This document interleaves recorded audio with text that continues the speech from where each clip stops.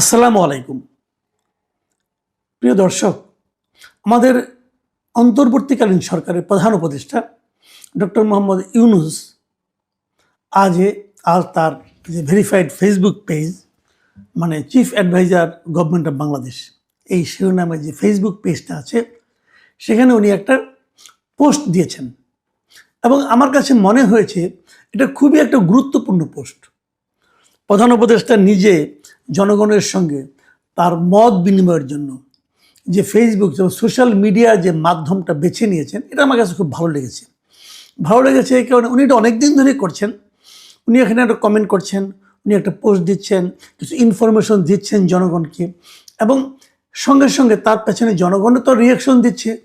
এটা খুবই আমার কাছে মনে হয়েছে খুব ভালো জিনিস, এবং এটা যদি চলতে থাকে তাহলে আমার ভালো। আমি এটাকে মনে করবো যে মানুষের সঙ্গে, সরকারের সঙ্গে জনগণের একটা মানে মত বিনিময়ের একটা সুযোগ এখানে থাকে, এবং তাতে হয়তো প্রকৃত চিত্রটা চলে আসতে পারে যে আসলে কি হচ্ছে, সরকার কি করছে, অথবা সরকার কি করছে বলে দাবি করছে।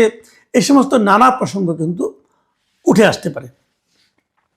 তো আমি আজকে যে পোস্টটা নিয়ে কথা বলতে চাই, সেই পোস্টটাতে উনি যে কাজটা করেছেন সেটা হলো, আমাদের এখানে এই দেশে গত এক বছরে, মানে এই ডিসেম্বর 2025 সালে, মানে উনি যে সময়টা পরিপূর্ণভাবে ছিলেন, এই সময়ে সংখ্যালঘু সংক্রান্ত যতগুলি ঘটনা ঘটেছে তার একটা ফিরিস্তি উনি দিয়েছেন, এবং এই লম্বা একটা পোস্ট দিয়েছেন। এবং লম্বা পোস্টের নিচে মূল যে বক্তব্যটা, ওনার যে মূল যে আপনার যে মেসেজটা, সেটা হচ্ছে গিয়ে এই সংখ্যালঘু সংশ্লিষ্ট অধিকাংশ ঘটনায় সাম্প্রদায়িক সহিংসতা নয়। এই হলো তার মূল মেসেজ। এই মেসেজটা জিতে যে তিনি যেটা করেছেন, তিনি পুলিশে নানা রকম নথি পর্যালোচনা করে একটা পরিসংখ্যান দিয়েছেন, এবং সেই পরিসংখ্যান উনি বলেছেন যে 2025 সালে এ ধরনের সংখ্যালঘু সংশ্লিষ্ট 645টি ঘটনার তথ্য পাওয়া গেছে, এবং সেই 645টি কি আছে না আছে তিনি সেগুলি উল্লেখ করেছেন।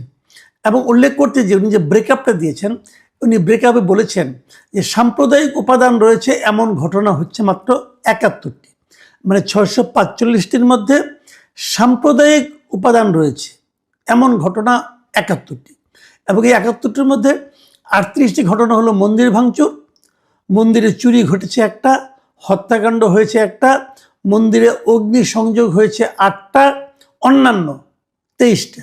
এই অন্যান্যের মধ্যে রয়েছে প্রতিমা ভাঙার হুমকি, ফেসবুকে পোস্ট, উপাসনালয়ের আঙিনায় ক্ষতি ইত্যাদি, এরকম 23টা ঘটনা। এবং এগুলোর মধ্যে পুলিশ 50টাতে মামলা দায়ের করেছে, 50 জনকে গ্রেপ্তার করেছে, এবং অন্যান্য 21টাতে অন্যান্য ব্যবস্থা নিয়েছে। এই হলো ওনার ব্যাখ্যা। এবং এর বাইরে যে ঘটনাগুলি আছে, সেরকম ঘটনার সংখ্যা হচ্ছে 574। এর বাইরে মানে কি, মানে সংখ্যালঘু সম্প্রদায় সংশ্লিষ্ট ঘটনা, মানে কোনো একজন হিন্দু ব্যক্তিকে ধমক দেওয়া হয়েছে, হিন্দু ব্যক্তিকে মারা হয়েছে, এরকম ঘটনার কথা পুলিশের হিসাবে উনি উল্লেখ করেছেন। সেরকম আছে হলো 574টা, এবং তার মধ্যে কি আছে, প্রতিবেশী বিরোধ 51টা, জমি সংক্রান্ত বিরোধ 23টা, চুরি 106টা, পূর্ব শত্রুতা 26, অস্বাভাবিক মৃত্যু 172। অস্বাভাবিক মৃত্যু 172 মানে এটা কি ভাই? অস্বাভাবিক মৃত্যু জিনিসটা কি বোঝার চেষ্টা করেন। এই অস্বাভাবিক মৃত্যু হচ্ছে 172টা, এরা সবাই সংখ্যালঘু, এবং এটা ওনার বিবেচনায় সাম্প্রদায়িক সহিংসতা নয়। ধর্ষণ 58টা, এটাও সাম্প্রদায়িক সহিংসতা নয় ওনার বিবেচনায়।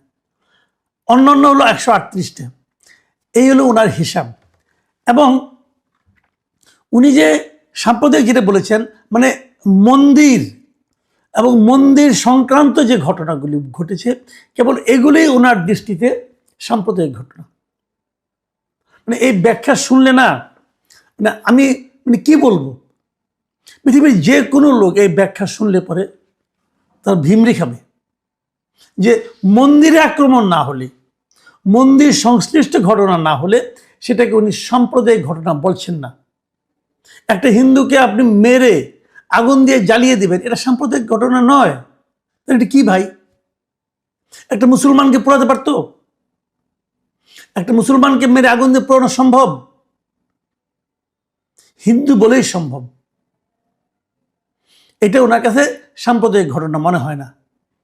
তো উনি সাম্প্রদায়িক ঘটনার ডেফিনিশনই তো বুঝেন না। ভদ্রলোক আবার শান্তিতে নোবেল টোবেল পেয়ে গেছেন, বেশি কিছু বলা যাবে না। ওনাকে যারা এই তথ্যগুলি দিয়েছেন তাদেরকে আমি জিজ্ঞাসা করতে চাই, আপনার সাম্প্রদায়িকতার অর্থ বুঝেন ভাই? অর্থ বুঝেন? মানে অস্বাভাবিক মৃত্যু হচ্ছে হিন্দুদের, স্বাভাবিক মৃত্যুতে কোনো সমস্যা না, অস্বাভাবিক মৃত্যু হচ্ছে, এটা সাম্প্রদায়িকতা না। তারপরে আপনার হত্যাকাণ্ড হচ্ছে, সাম্প্রদায়িকতা না, এটা কিছু হলো। আপনি একজন লোককে জমি সংক্রান্ত বিরোধে একটা হিন্দু পরিবারকে বাড়ি থেকে উচ্ছেদ করলেন, এটা সাম্প্রদায়িকতা না? তার জমি দখল করলেন, এটাও সাম্প্রদায়িকতা না? ওই লোকটা যদি হিন্দু না হতো তাহলে পারতেন এটা করতে? যাই হোক, আমি আর বেশি কিছু বলতে চাই না।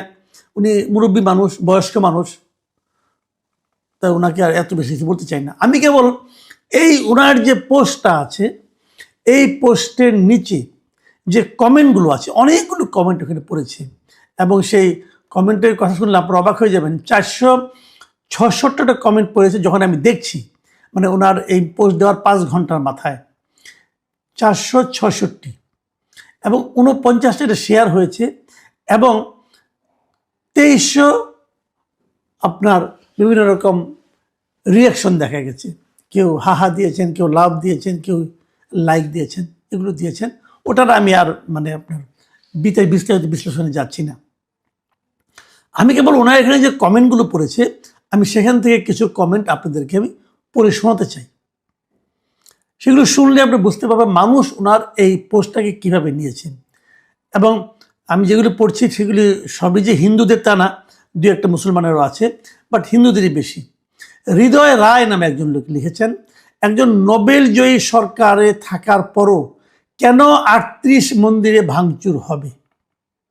আবার রাজীব সরকার লিখেছেন, মন্দির ভাঙছে কাশেম, মামলা হয়েছে আবুল নামের আওয়ামী লীগ নেতার নামে। কাশেম পুনরায় আরেকটা মন্দির ভাঙার প্ল্যান করছে আরেক আওয়ামী লীগ নেতার নামে মামলা দিবে বলে। বিষয়টা দাঁড়ালো কি? বিদ্যুৎ মণ্ডল লিখেছেন, একটাও বিচার হবে না, কারণ রাষ্ট্র নীরব ভূমিকা নিয়েছে। সংখ্যালঘুরা কিছু বললেই রাষ্ট্রদ্রোহী হয়ে যায়, ভারতে দালাল হয়ে যায় ও রয়ের এজেন্ট হয়ে যায়। অথচ 1200 টন ইলিশ রপ্তানি হয় এখন।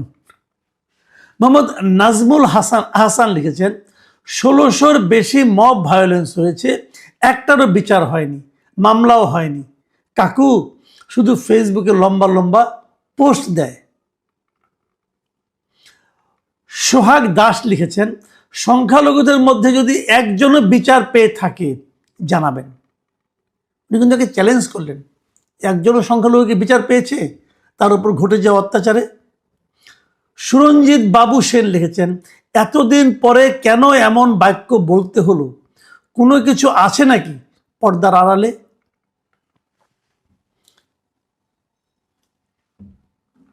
ফ্লুটিস্ট বকুল রায় তিনি লিখেছেন, উনি একটু ডিটেল লিখেছেন, এটাই আমি শেষ মন্তব্যটা একটু পড়তে চাই, যে ডক্টর ইউনূস যে একজন মিথ্যুক এটার প্রমাণ তিনি নিজেই দিলেন।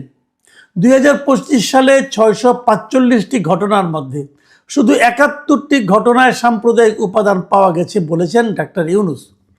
তার হিসাব হলো, মন্দির ভাঙচুরের 38টা মন্দিরের চুরি 1টা, হত্যাকাণ্ড 1টি, মন্দিরে অগ্নিসংযোগের 8টি, প্রতিমা ভাঙার হুমকি, ফেসবুক পোস্ট, উপাসনালয়ের আঙ্গিনায় ক্ষতির মতো 23টি ঘটনা রয়েছে। অর্থাৎ শুধু তিনি বোঝাতে চাচ্ছেন যে মন্দিরে হামলা হলে সাম্প্রদায়িক হামলা, অন্য ঘটনাগুলো যেহেতু মন্দিরের নয় তাই ওগুলো সাম্প্রদায়িক নয়। শুধু 2025 সালের কিছু জনপ্রিয় সংবাদ দেখি। 1, দীপুকে নগ্ন করে অর্ধমৃত অবস্থায় পুড়িয়ে মারা তো মন্দিরে হয়নি। রাউজানের ঘরে তালা দিয়ে আগুন দেওয়া, সেটাও মন্দিরে হয়নি। ঝিনাইদহে হাতে লাল সুতা থাকায় ভারতীয় গুপ্তচর বলে গোপাল বিশ্বাস নামে হিন্দু যুবককে মারধর, মন্দিরে হয়নি।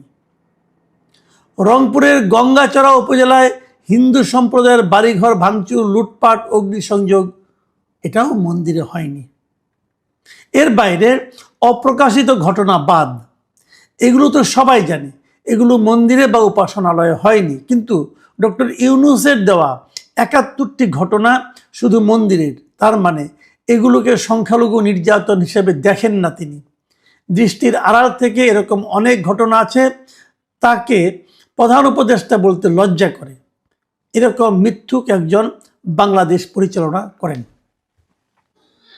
এই যে বক্তব্যটা আমি পড়লাম, আমি জানি এখানে আবেগ আছে অনেক কিছু, কিন্তু আমার কথা হলো যে ডক্টর ইউনূসের এই তালিকাটা, ওনার নিশ্চয়ই কিন্তু অ্যাডমিন আছেন, উনি তো এগুলো প্রচার করেন।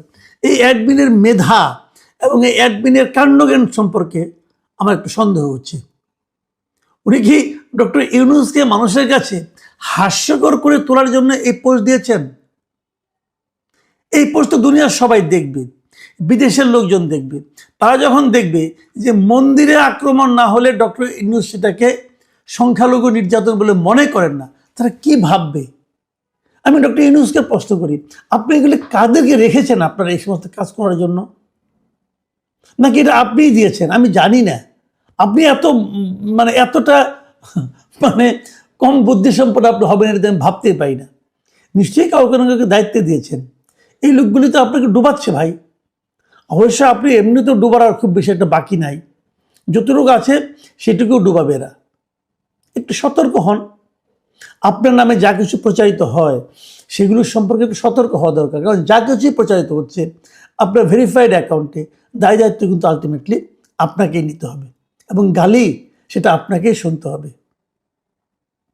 প্রিয় দর্শক, আমরা দেশে কোনো ধরনের সাম্প্রদায়িক সংঘাত চাই না, আমরা সংঘাতই চাই না। আর সংখ্যালঘুর উপর আক্রমণ সেটা তো আরও চাই না। একটা দেশ কতটা সভ্য সেটা আসলে নির্ভর করে সেই দেশে সংখ্যালঘুরা কতটা নিরাপদে থাকতে পারেন তার উপর।